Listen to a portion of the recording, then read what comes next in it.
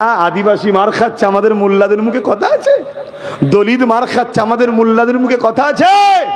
মুসলমান গরিব গুলো মার খাচ্ছে, আমাদের মোল্লাদের মুখে কথা আছে।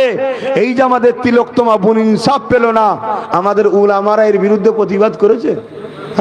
কিসের তুমি উলামা? নামাজ পড়ার নাম শুধু ইসলাম নয়, এই অসহায় দুঃখী গরিব মানুষের হয়ে কথা বলার নাম হলো ইসলাম।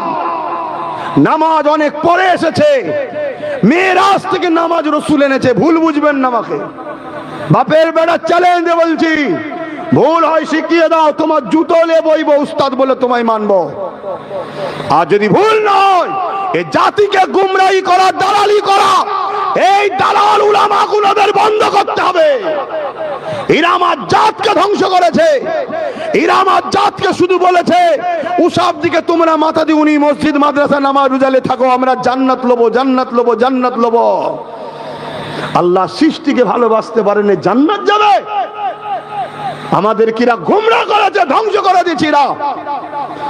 আজকে আমার জাতিতে না আইপিএস অফিসার আছে, না ডব্লিউবিসি অফিসার আছে, না আমার জাতিতে জজ আছে।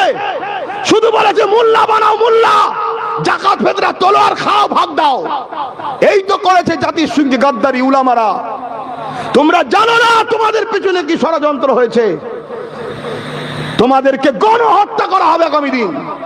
তোমাদের হয়ে না কোন আইএস পাবে, না আইপিএস পাবে, না জজ পাবে, না কোন জায়গায় ভালো লয়ার পাবে। তোমাদের এই ক্ষতিটা তোমার জাতের একদল গাদ্দার উলামারা করেছে।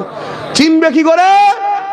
যারা সমাজে বলে বেড়ায় আমরা রাজনীতি থেকে দূরে থাকি, কিন্তু শয়তানদের মধ্যে কিছু কিছু আছে রাজনীতির নেতাদের সঙ্গে বেশি ঘুরঘুর করে। আবার শুনছেন না শোনেন?